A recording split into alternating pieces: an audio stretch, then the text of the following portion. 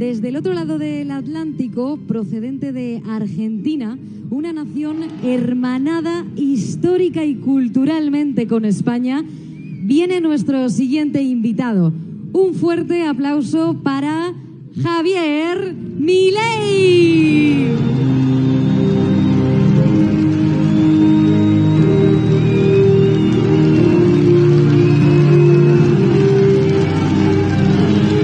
No creí que de este lado del Atlántico me conocían tanto. ¡Viva la libertad, carajo!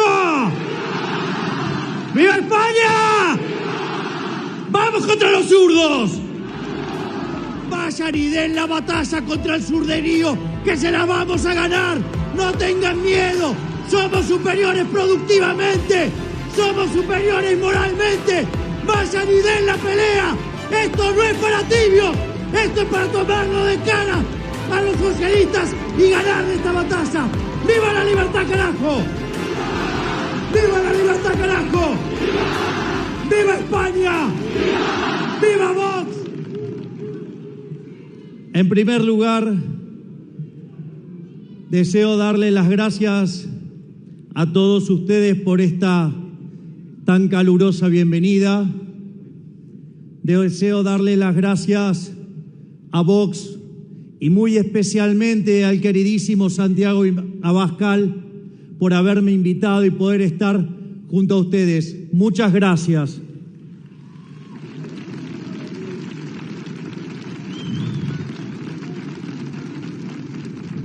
Mi charla de hoy esencialmente va a ser sobre la batalla cultural y con especial foco en mi materia, que es la economía.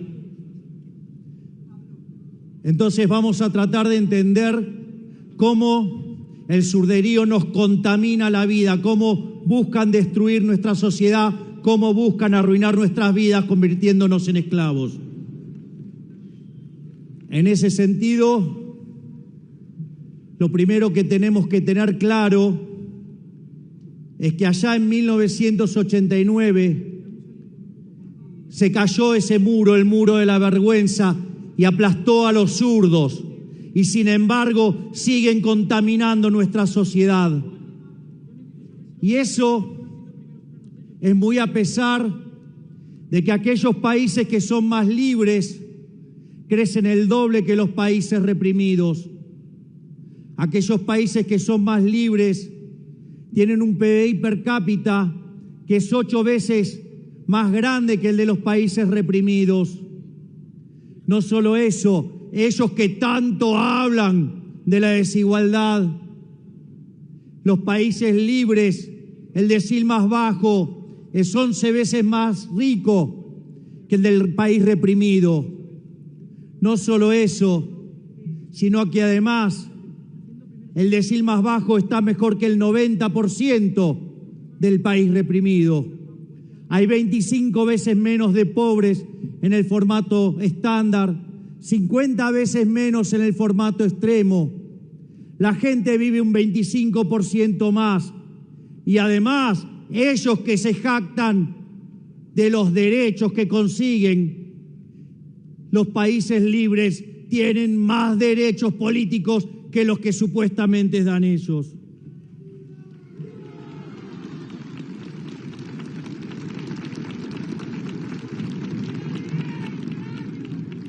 Frente a estos números, los zurdos mentirosos, y esto es interesante para que lo tengan en cuenta, donde cada vez que uno les muestra un dato, los van a acusar ¿de qué? De ser violentos, los van a acusar de discurso del odio. Estimados muchachos de la izquierda, 2 más 2 es 4.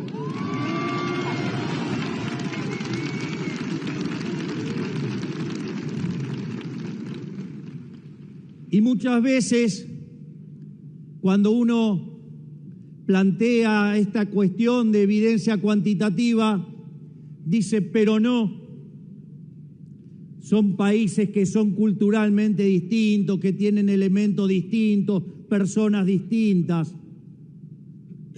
Y la realidad es que la evidencia también los contradice. porque cuando uno mira la experiencia de Alemania, la Alemania occidental, la Alemania capitalista progresó y sin embargo la Alemania comunista se hundió. De hecho, el muro en realidad verdaderamente mostró la caída del socialismo no en 1989, sino cuando lo tuvieron que construir en 1961.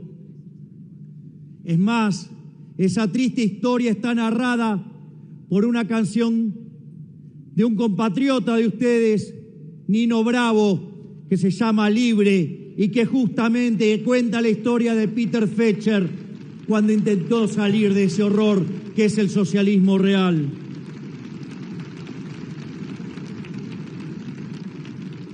Pero si eso fuera poco, está la experiencia de lo que era el Imperio Austrohúngaro. Fue separado en Austria y Hungría. Austria con el capitalismo progresó, Hungría con el comunismo se hundió. ¿Quieren otro caso? Corea. Corea del Sur capitalista progresa. Corea del Norte comunista se hunde.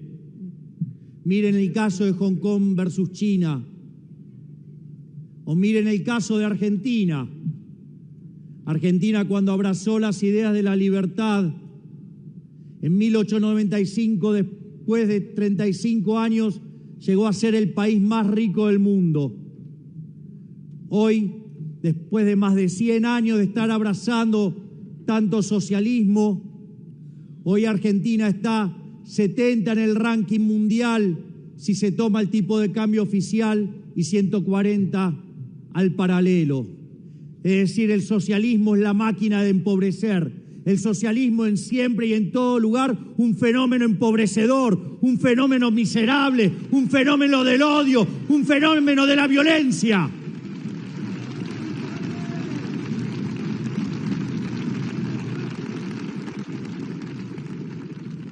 Y en este contexto, donde todo lo que tocan lo arruinan y lo empobrecen, decidieron trasladar la batalla y la lucha de clases desde la esfera económica a otros aspectos de la vida social para ir inoculando esa basura que es el socialismo. Así, básicamente, está la ideología de género, los conflictos étnicos, el tema de las señas, el tema de los pueblos originarios, la agenda ecologista, el lenguaje inclusivo, todas cosas para ir destruyendo los valores de la sociedad.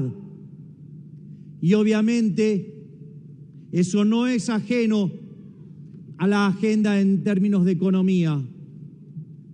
En términos de economía, básicamente lo que dicen los socialistas es que el sistema capitalista de libre empresa es injusto. Entonces tratan de poner, por un lado, el supuesto altruismo socialista versus el individualismo liberal. Ellos supuestamente, no en todas partes del mundo, de donde yo vengo, niegan la superioridad cuantitativa, pero en general el problema no es el que plantean de la cuestión cuantitativa, sino de que el sistema es injusto, que el sistema es inmoral. Y en ese sentido, plantean un trade-off entre desigualdad y eficiencia. Reconocen que el sistema capitalista de libre empresa es más productivo, pero que no se puede soportar la desigualdad. Y eso lo estructuran bajo un lema que es que donde nace una necesidad, nace un derecho. Pero ¿cuál es el problema? El problema es que las necesidades son infinitas y los derechos alguien los tiene que pagar. Y como los recursos son finitos, hay un problema de inconsistencia. Ese problema de inconsistencia entre necesidades infinitas y recursos finitos, la ciencia económica y el capitalismo de libre mercado lo resolvió vía el sistema de precios. Sin embargo, a los socialistas, que se caracterizan por su violencia, no les gusta.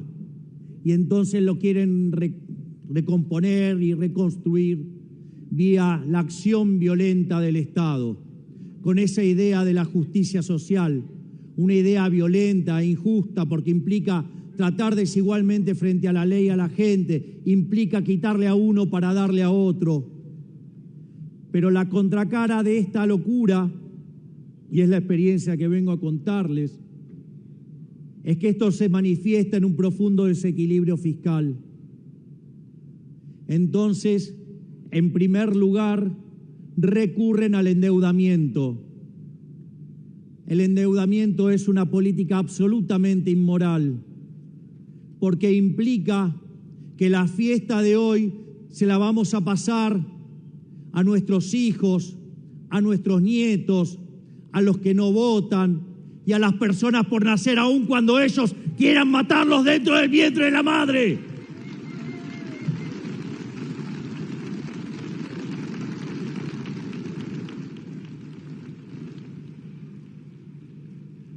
La otra alternativa que suelen utilizar es el financiamiento vía el Banco Central, es decir, financian el déficit fiscal con emisión monetaria, generan inflación que no solo perjudica el crecimiento económico, sino que ellos que tanto dicen defender a los más vulnerables, les pega entre 25 y 30 veces más fuerte a los más vulnerables. Es decir, ellos, digamos, que tanto se ocupan de los pobres, lo único que hacen es aumentar el número de pobres.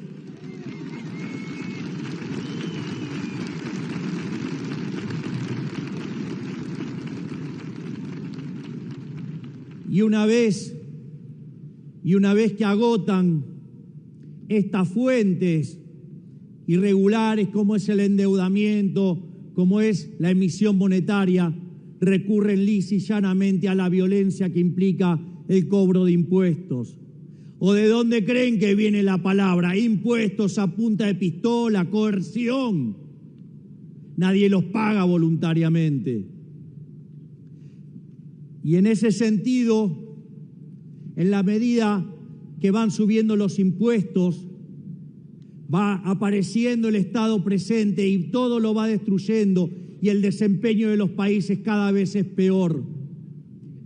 Ejemplo, en Argentina, en los últimos 50 años se triplicó el tamaño del Estado con el verso de la justicia social. Y el número de pobres se multiplicó por 8 veces. Es decir, que el socialismo es una máquina de generar pobres.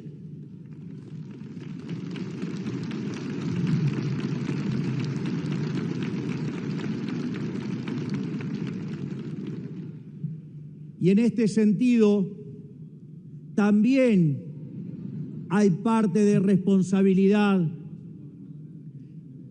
de la forma en cual se estudia la economía.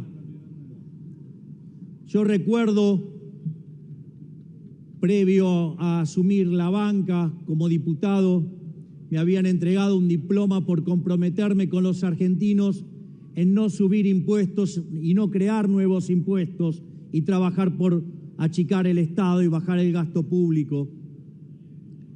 Y en esa reunión donde yo tenía que disertar, me encuentro con la situación de que un supuesto economista clásico decía que lo único que justificaba la intervención del Estado era la presencia de fallos de mercado. Reflexión sobre la que yo tengo para decir que los fallos de mercado en realidad no existen y que cuando ustedes se encuentren a alguien hablando de los fallos de mercado, lo primero que habría que sugerirle es si no está el Estado metido en el medio molestando, interfiriendo y causando daño.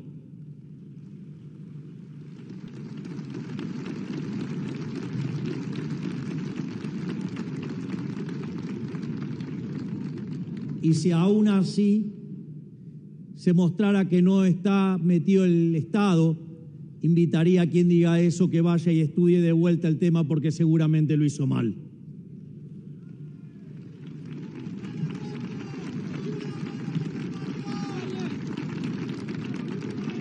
Pero el eje central por lo cual les comento esto, y que tiene que ver con los grandes riesgos que implica el socialismo, y es el comportamiento dinámico que esto implica.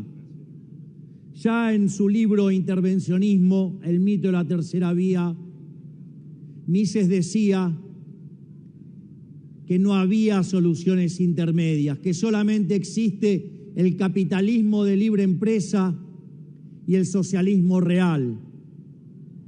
Y siguiendo la lógica de camino de servidumbre de Hayek, cualquier intervención que se haga,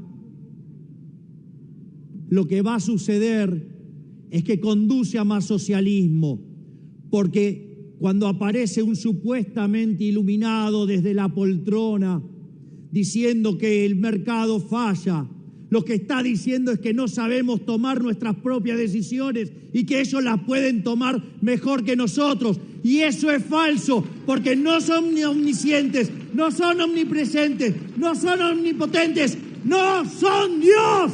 Los políticos no son Dios.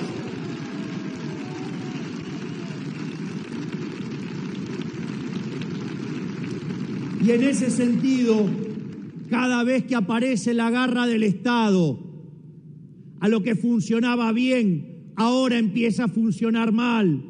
Y eso después demanda más intervención, y después aparece más Estado, y aparece peor funcionamiento, y así sucesivamente. Va creciendo el socialismo, y así nos van robando la libertad. Por lo tanto, quiero también dejarle el mensaje que esto no es para tibios. Acá no valen las soluciones intermedias, porque las soluciones intermedias son funcionales a más socialismo, son funcionales al comunismo.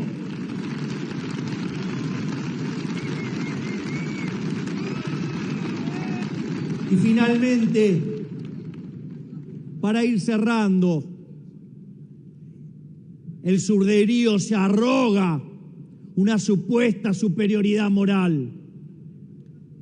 Les voy a contar que eso es falso, porque los valores sobre los que se construye el socialismo es la envidia, el odio, el resentimiento, el trato desigual frente a la ley y el asesinato, porque nunca se olviden que ese sistema criminal asesinó a 150 millones de seres humanos.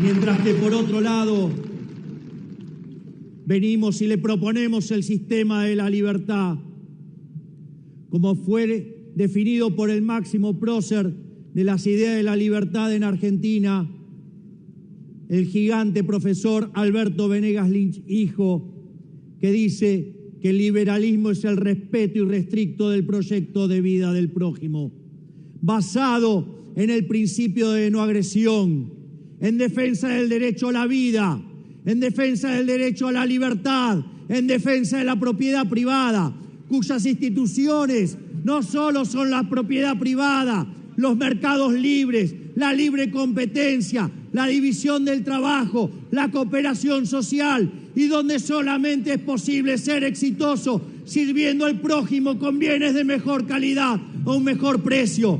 Por lo tanto, no tengan miedo, vayan y den la batalla contra el surderío, que se la vamos a ganar. No tengan miedo, somos superiores productivamente, somos superiores moralmente. Vayan y den la pelea. Esto no es para tibios, esto es para tomarlo de cara a los socialistas y ganarle esta batalla. ¡Viva la libertad, carajo! ¡Viva la libertad, carajo! ¡Viva España! ¡Viva Vox! ¡Viva Santiago Abascal! ¡Viva la libertad, carajo! Muchas gracias.